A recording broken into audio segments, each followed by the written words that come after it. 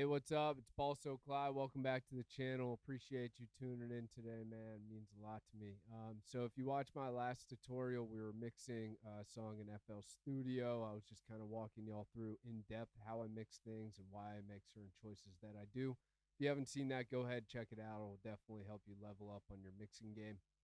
What we're going to do today is just master the same song we were working on mixing in the last video, and I'll show you how I do that using basically only Waves plugins. Now, if you don't have Waves plugins, remember there's always alternatives out there that you can use. It's just more about learning the concepts and the theory behind what we're doing. So what we're mastering today is a song called Nice Guy, produced by me and created by my buddy Ty, T-I-G-H. You can find him on Spotify, Apple Music. He's super fire, great Pittsburgh artist. So definitely check him out. This is a song we're looking to release hopefully soon in the future. So stay tuned for that coming out. Now, one thing I've went and done is I basically went ahead after mixing this and got all of the levels correct for the volumes, compared to the beat. Now, we don't have a lot going on in this song. We basically have one long vocal track, and then we have a little bit of intro ad-libs and outro ad-libs too. And that's really it, which makes our lives a bit easier, right? Now, one thing I do want to say here is what we're going to do is we're going to get the master on, and then I'm going to come back and automate a volume change here for this intro because there's no drums, there's just the bass, and his voice is a lot louder, and I didn't want to put it on a separate vocal mix because I'm slightly lazy and didn't need to, right? So if you hear that being louder, no problem. We're going to correct that at the end. What I'm going to do and what I like to do when I master is I like to punch myself in a little bit before the loudest part or like loudest section of the track, and that's really where I loop through and kind of start working.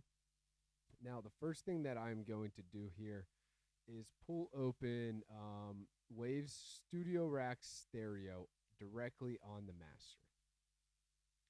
Now, when this comes up, I'm going to pull up a preset that I already have created. It's just a basic one, so I use it pretty often, and then we're going to kind of go through, adjust this, and show you how I'm doing what I'm doing in here. Now, the first big thing to do is at the end of your stereo rack, or if you don't have that in slot 10, use a plugin like XLM Plus or Julian Loudness Meter is another one. And this is going to help you check the loudness of your song, right? And we're going to set a target here of minus 12 dBs. We're going to try to get into that range. Now, what I'm going to do is go ahead and play this and just get an idea of what my LUFS range currently is to see if I need to create some more headroom before we go ahead and master this. I climb, I won't leave you, I'm a nice guy. Buy you everything I can so you can look fly. Take a turn, my stomach churn, I'm on the life ride. Look your way and grab. All right, so the song's already pretty loud, right? They say you want to be somewhere between like minus 9 to minus 14 LUFS. So we're already right in that 14 range. And a lot of people will tell you, hey, look at how high your master is already coming in and try to leave yourself like 6 dBs of headroom to master within. So that's usually a good range. I think we were hitting at about -4, so a little higher than that, but that's fine with me. We're going to master it a little bit hot right now, okay? So first thing we're going to do is close out a WLM, and I'm going to add a parallel split. Again, if you're using something besides Studio Rack, just however you can create a send-in, create it, right? So I turn on parallel split here, or right click, select parallel split. Now I turn on the second channel like this, and I want to add the SSL compressor. Now, what I'm looking to do here is use this as a glue compressor to glue the vocals to the beat and just glue the whole track together, right? And there's a couple different ways we can do this. One way we can do it is we can turn the attack all the way to 0.1 milliseconds, and we can bring the threshold way down to like -10, -9, something like that, and then boost the makeup gain as well. And what this is going to do is slam the compressor past 20 dBs of compression for the entire track, and then we'll just mix in that signal to where it sounds right. And that's something I often do, especially for a lot of trap songs. But for this, I'm going to go a slightly different route, and I'm going to actually kind of reverse that. So I'm going to have the attack on 30 milliseconds, a higher threshold and less makeup gain. And what I'm looking to get is somewhere between like 5 to 6 dBs of compression pretty consistently throughout the track. And I'd already checked this out, so we're already good on that. But the real key here is how much of this signal you mix in, right? So you're going to see me jack it up to 0 or even beyond that. You're going to hear it's way too loud and crunchy. I'm going to take it all the way down to minus infinity. It's not going to be doing enough gluing. And then what I like to do is usually try it at like minus 20, minus 15, minus 10, minus 7. And what I'll do is I'll find the two best spots. So I might say, hey, minus 7 sounds good and minus 10 sounds good. Let me find something in between that sounds best. So watch as I kind of mix this in here. I climb, I won't leave you, I'm a nice guy. Buy you everything I can so you can look fly. Take a turn, my stomach churn, I'm on the life ride. Look your way and grab your hand and then we lock eyes. I'm on your side, I'ma kiss you every day. I'ma be there anyway.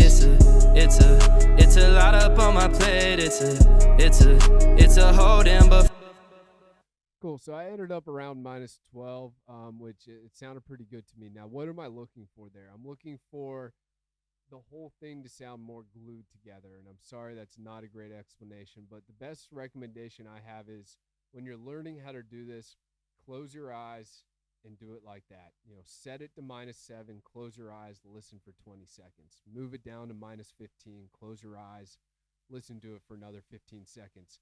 And I think that sometimes removing your vision from this whole mixing and mastering process allows your ears to work a little bit better. And then try things like moving around your room. You know, sometimes I'll go sit on that couch, or I'll go stand in the corner, or I'll go sit on that couch and kind of see how it sounds in different spots of the room.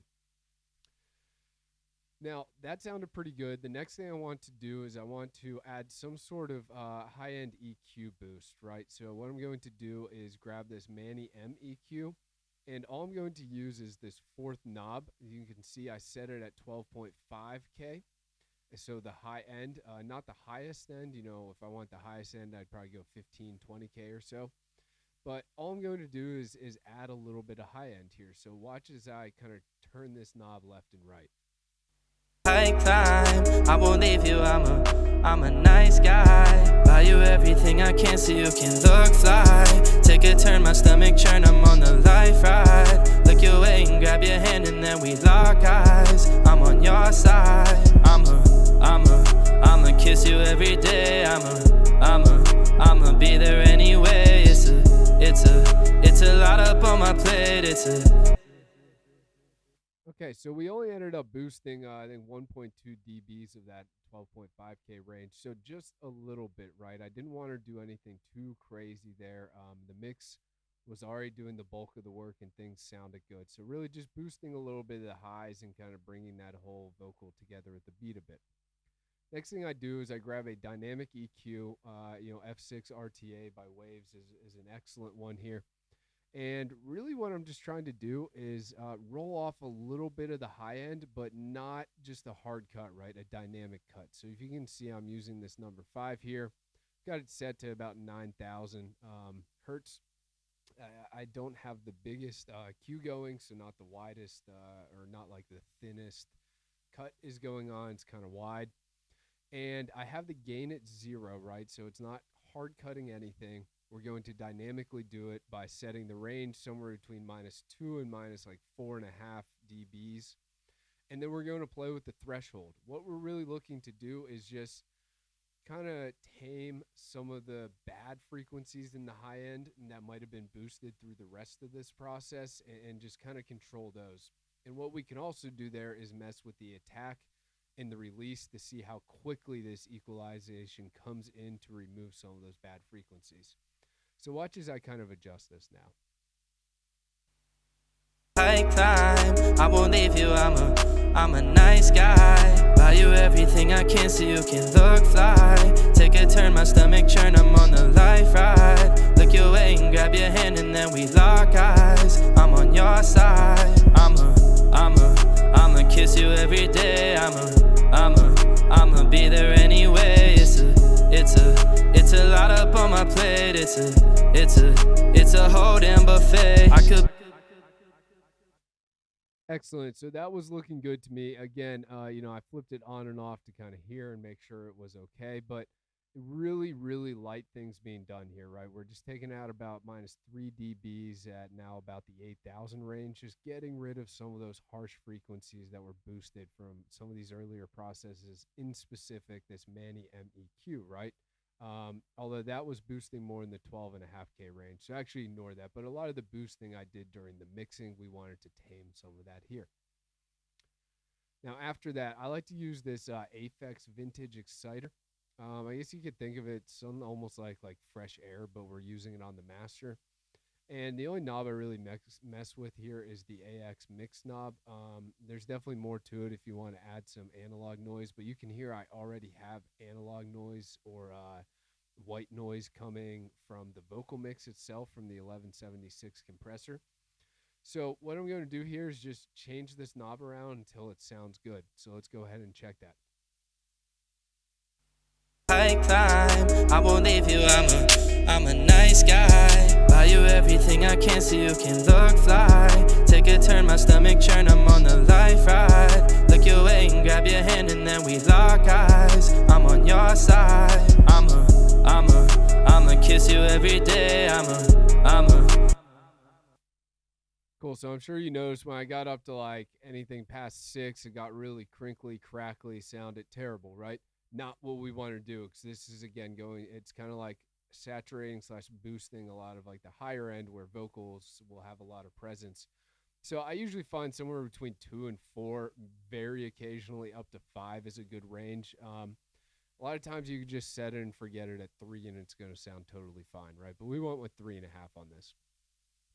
Next one we are going to use is called Vitamin. Doing a couple things with Vitamin, and to do this, what you need to do is set the ranges of your beat, right? So you can pull up an equalizer on the master and kind of see, hey, where's my low end?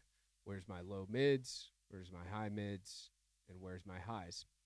Now, I just have a preset in here, so I got 120, 1,000, 5,000, 9,000. Feel free to use this unless you're doing some super in-depth mastering. This is probably going to be totally fine for you.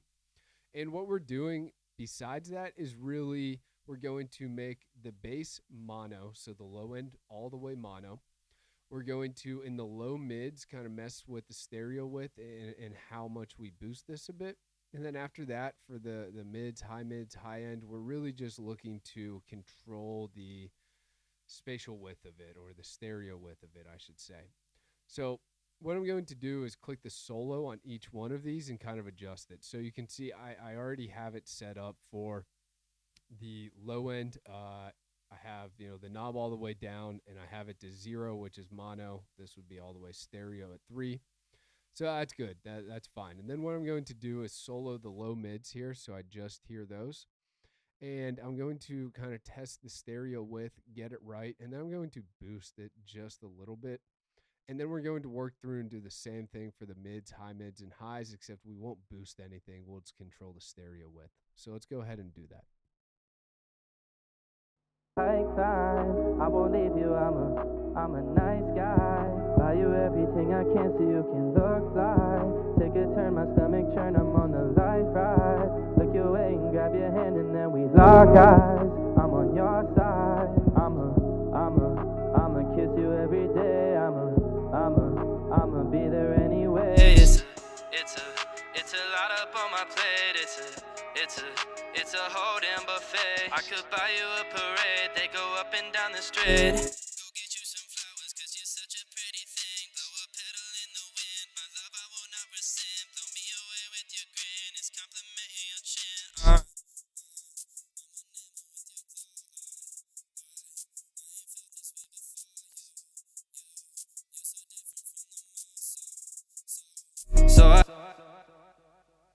Cool. So again, really just working on the stereo width of each section there, and a little bit of boost in those low mids.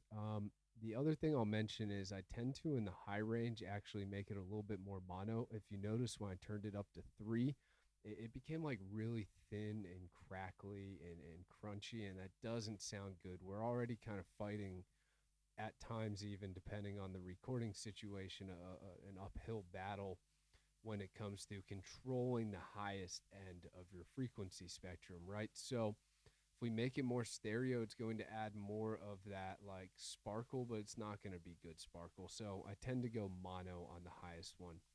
Now after that, that sounds a bit like this.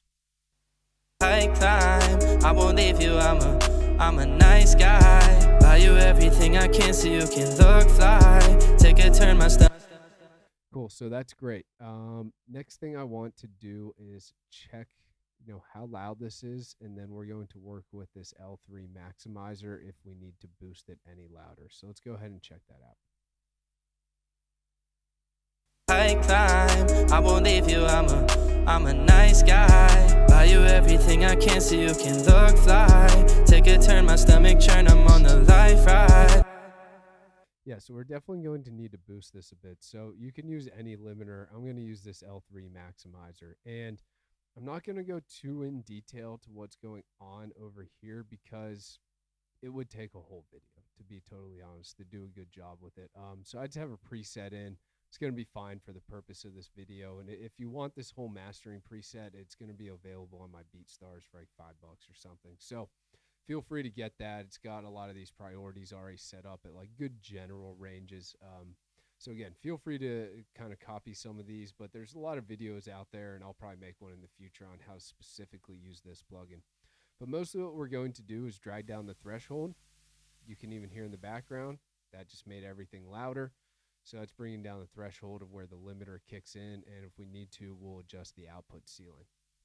Now again, all I'm looking to do here is just get a little bit more closer to our LUFS range, right? We were sitting like about a dB away from our target. So let's go ahead and hit that target. I climb, I won't leave you, I'm a nice guy. Buy you everything I can so you can look fly. Take a turn, my stomach churn, I'm on the life ride. Look your way and grab your hand and then we lock eyes. I'm on your side.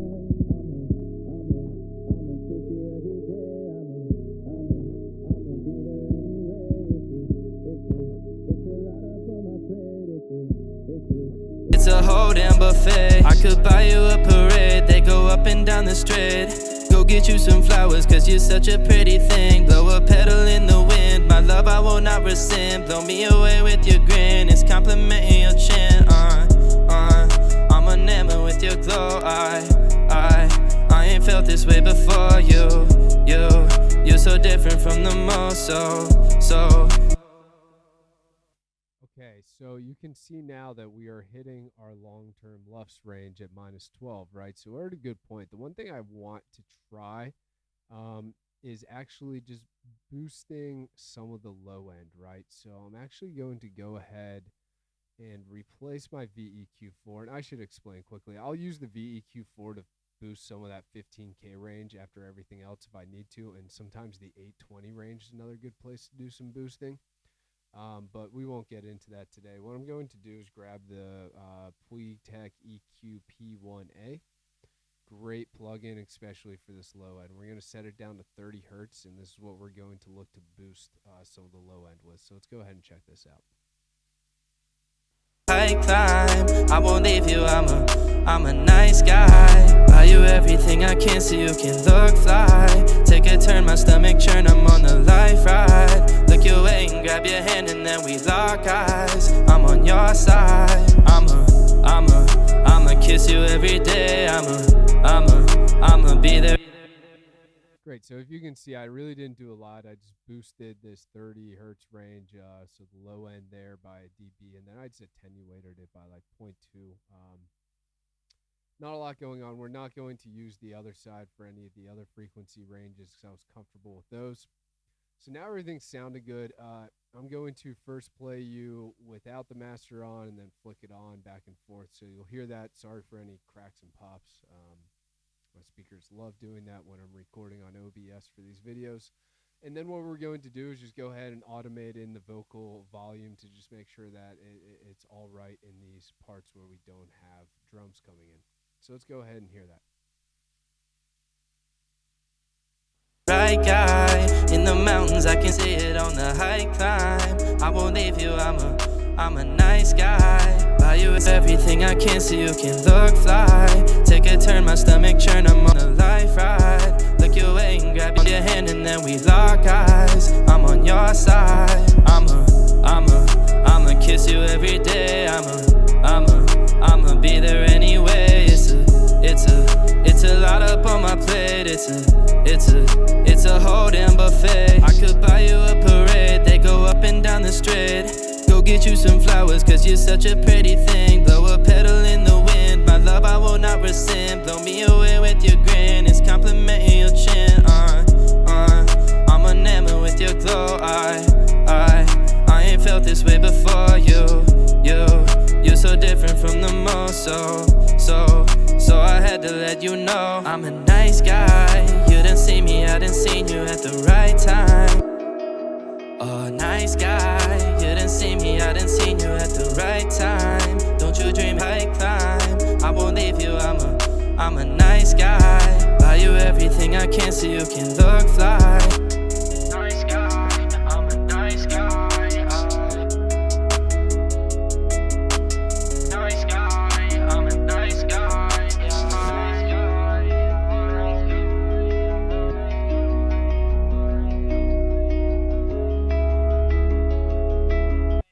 Cool, and so that is it. We just mastered a song. I think you guys could hear when I was flipping the effects on and off of the master. It made a huge difference, right? Like, not just in terms of loudness, but in terms of how full the frequency spectrum is, how just glued together everything sounds, and overall how much better it sounds.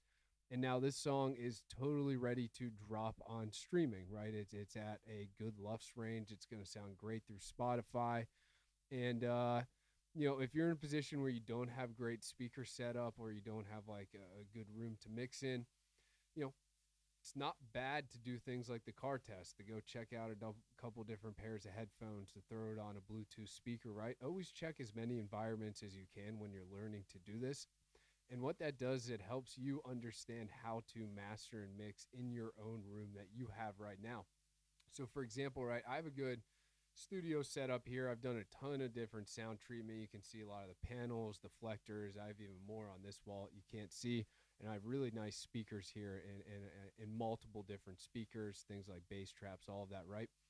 And so I have a good recording environment as well as a good mixing and mastering environment, but it still took me a while after getting it all set up to really learn what that translates to when I play things on other devices. So I would go to the car, I'd play a master, and I'd write notes. I'd say, okay, like this needs to be about 5% louder. I need to probably boost a half dB in the high mid range here. Things like that. And then I'd come back in here. I would do those things I took notes about, and then I'd go right back to wherever I was listening to it and see how things change. And that would give me a better understanding of what the harmonics in my room actually sound like. So I definitely suggest going through that process. It'll make you way better. But again, appreciate y'all tuning in today. I hope you learned a lot about just mastering. And let me know what you guys want to see next. The next thing I'm going to do is mastering on a like harder trap rap song, because it's going to be a slightly different process, and I use different Waves plugins for it. So stay tuned for that. Until then, y'all have a good one. Appreciate you.